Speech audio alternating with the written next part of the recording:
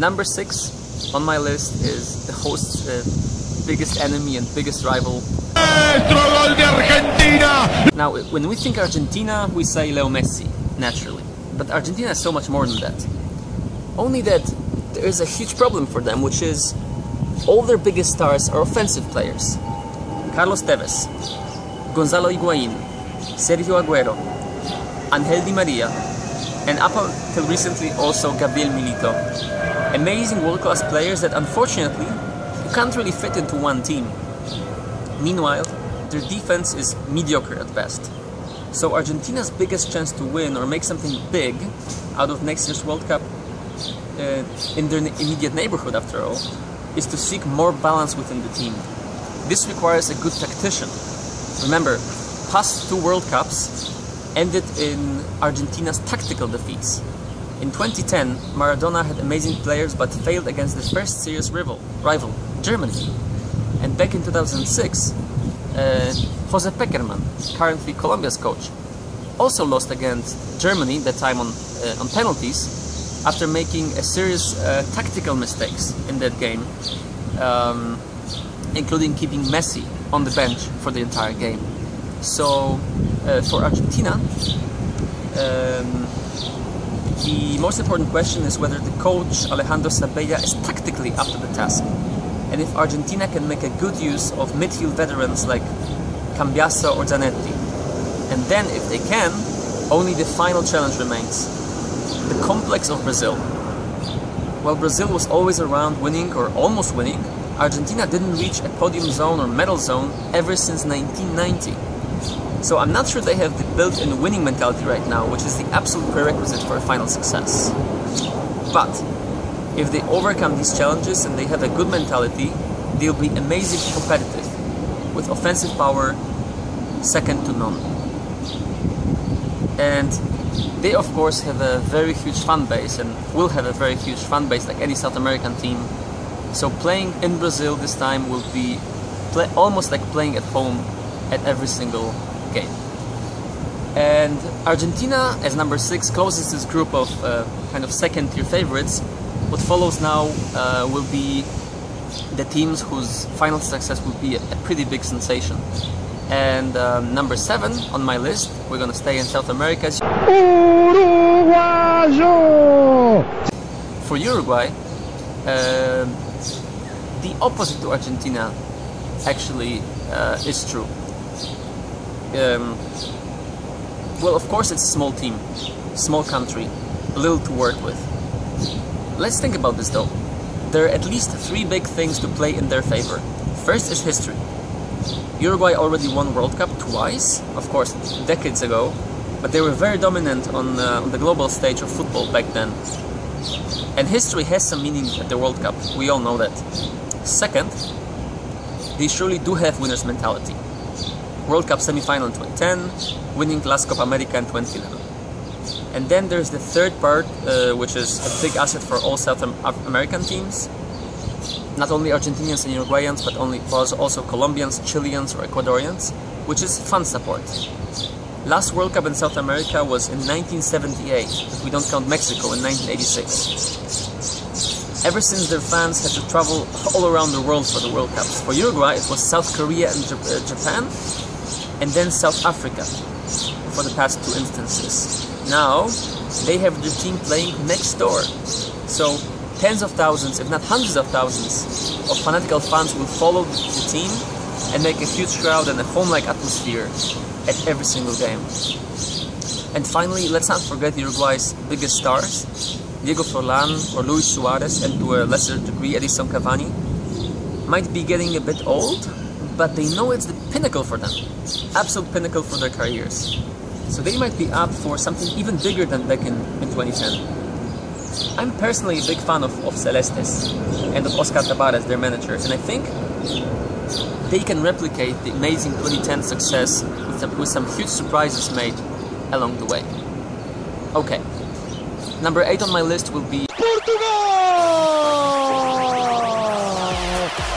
Portugal is home to one of the greatest players of our generation, Cristiano Ronaldo. But it's also home to very good teams, Benfica and Porto, who regularly challenge European giants.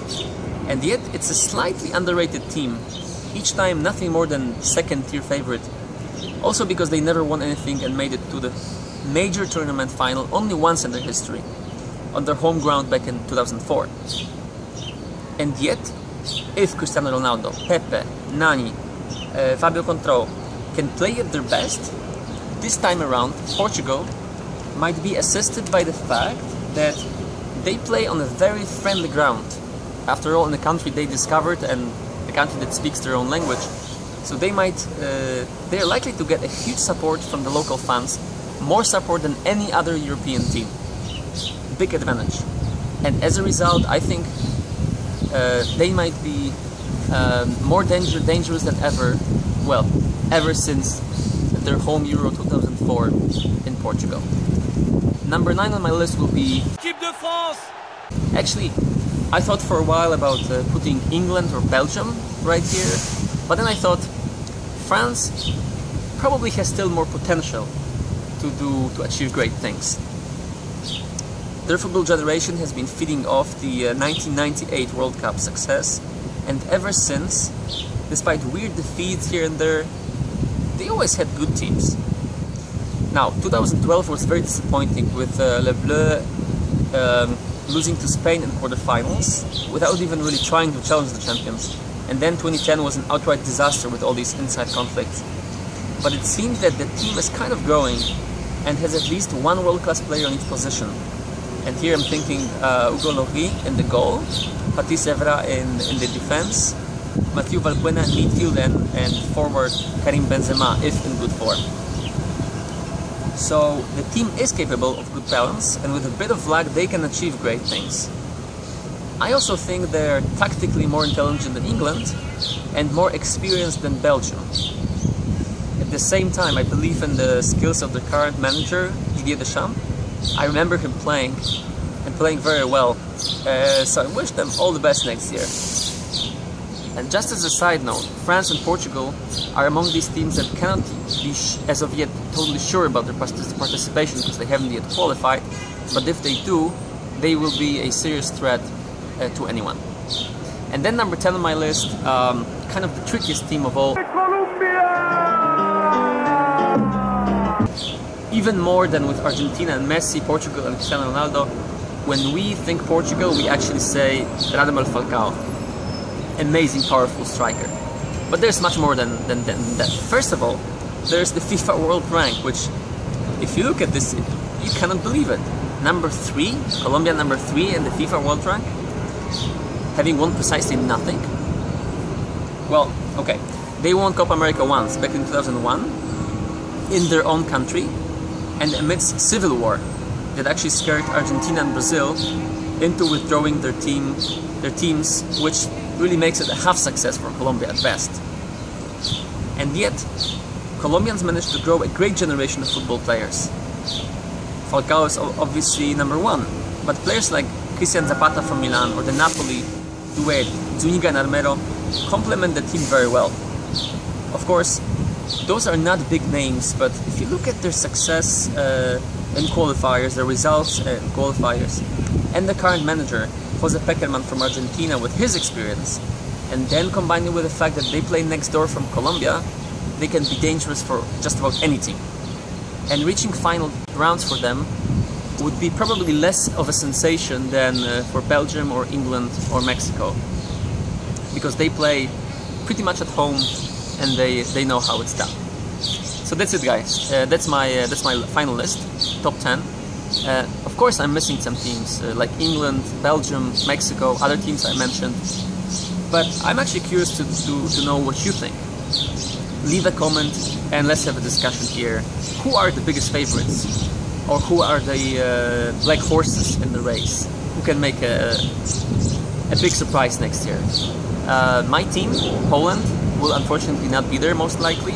So I have to look to for other teams to support. I will support Bosnia, for example. But I've done my job right now. It's your turn. Let's have a quick discussion here. And as always, thank you for watching. Have a great day and keep in touch.